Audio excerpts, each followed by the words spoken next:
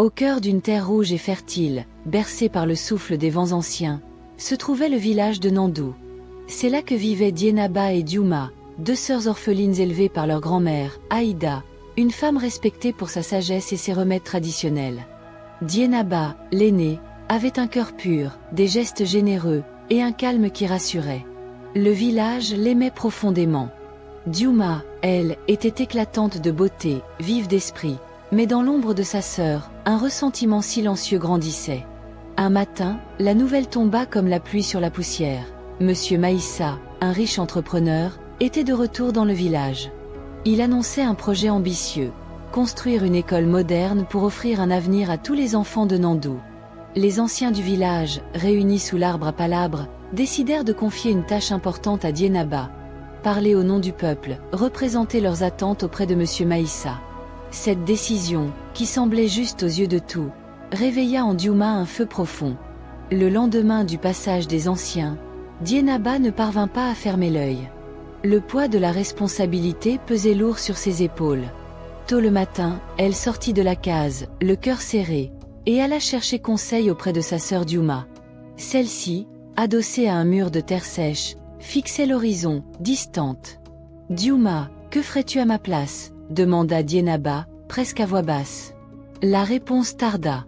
Diouma ne tourna même pas la tête. Son regard resta figé, perdu dans un monde intérieur où l'amertume grandissait chaque jour. « Tu as déjà tout, Dienaba. Le respect du village, la confiance de grand-mère, et maintenant Jibril ? Pourquoi aurais-tu besoin de mon avis ?» répondit-elle sèchement. Ce fut comme une gifle silencieuse. Dienaba baissa les yeux. Elle comprit qu'un mur invisible s'était dressé entre elles. Ce soir-là, elle alla trouver Aïda, leur grand-mère, sous le vieux baobab au bord du village.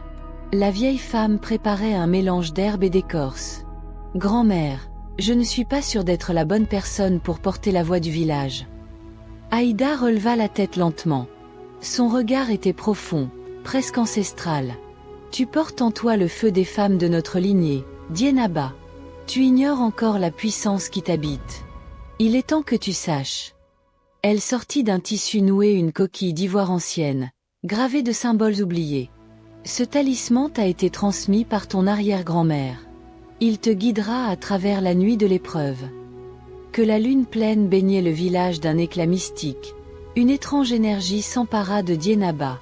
Des visions, des chuchotements, des esprits du passé qui murmuraient à travers les arbres. Elle suivit leur chant, jusqu'au marigot sacré.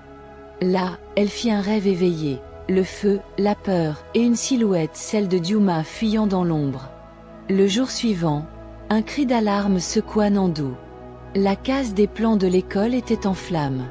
Les villageois accoururent, paniqués. Certains murmurèrent que cela ne pouvait être qu'un sabotage. Les soupçons se tournèrent lentement vers Dienaba, la nouvelle protégée de Maïssa. Blessée, elle ne chercha pas à se défendre. Elle savait qu'un mal plus grand rôdait, quelque chose d'invisible. L'ombre révélée. C'est au crépuscule qu'elle la vit. Diouma, seule, près du vieux sanctuaire de pierre, les yeux brillants d'une étrange lumière. Dienaba s'approcha, le cœur battant. « C'était toi, pourquoi, Diouma ?» Diouma éclata en sanglots. « Une voix me parle depuis des mois, une voix douce, mais noire. Elle me promettait que le village m'aimerait, que je serais enfin vue.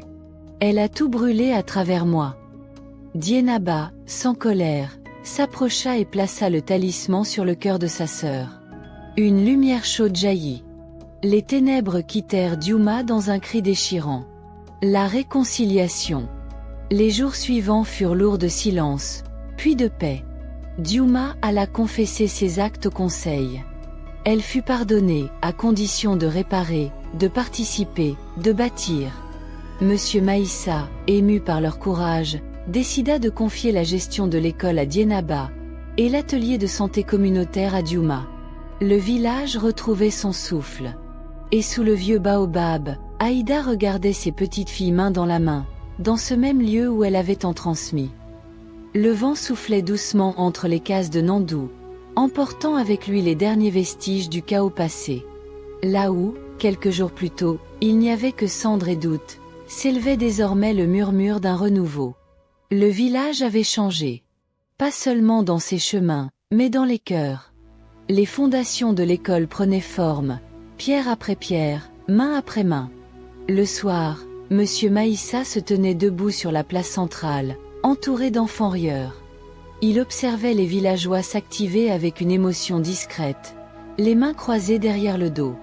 Aïda, assise sur son banc en bois, regardait cette scène avec tendresse.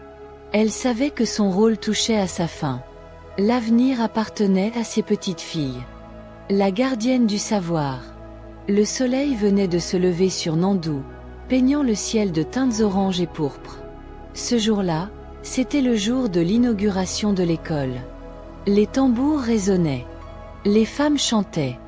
Les enfants, vêtus de leurs plus beaux habits, s'alignaient devant le portail décoré.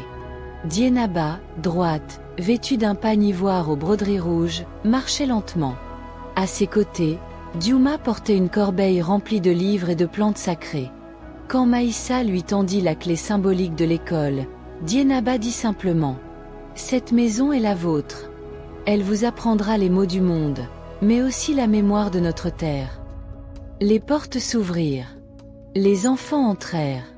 Et pour la première fois, dans le village de Nandou, les murs d'une école résonnèrent d'éclats de rire, de syllabes, de promesses nouvelles.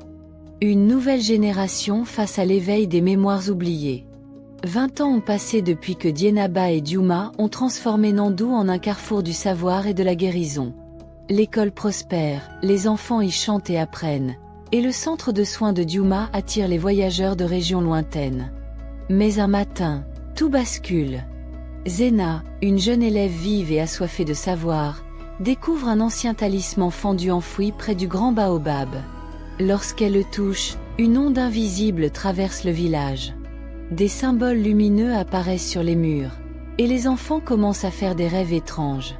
Dienaba, désormais âgée, reconnaît immédiatement ces signes.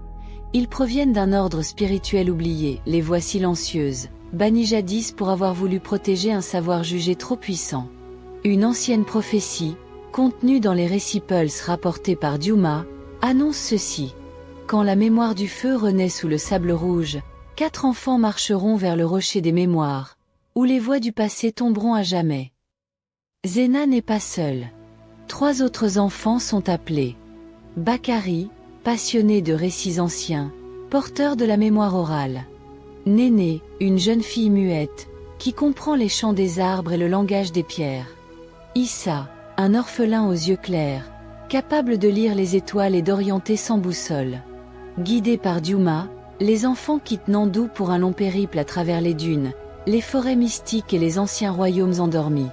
En chemin, ils traversent la forêt des ombres calmes, où les arbres murmurent les regrets du passé. Le désert de la mémoire, où chaque grain de sable cache un souvenir oublié. La montagne ébréchée, gardée par les esprits du doute, qui confrontent les voyageurs à leurs peurs les plus profondes. Chacun devra affronter une épreuve intérieure. Zena fait face à sa peur de l'échec. Bakari découvre que certaines vérités doivent être protégées, non dites. Néné apprend que le silence peut être une arme sacrée.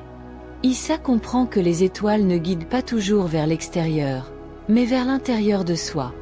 Arrivés au pied du rocher des mémoires, les enfants découvrent un temple enfoui sous la pierre, protégé par un cercle de feu ancestral. Là, ils réveillent l'esprit de Yoro, le premier gardien, fondateur de la première école oubliée du continent. Mais tout n'est pas paisible. Un esprit brisé, fruit des fautes du passé, tente de voler le talisman de Zena pour éteindre définitivement le savoir des anciens. Dans une scène finale puissante, les enfants unissent leurs dons, paroles, silence, étoiles, mémoire.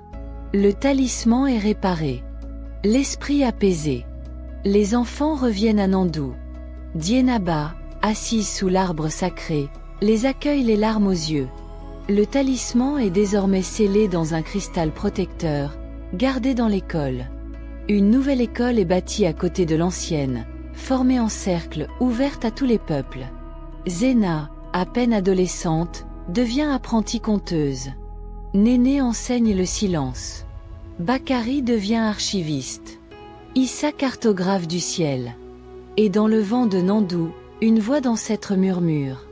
Lorsque les enfants protègent le passé, l'avenir peut marcher sans peur.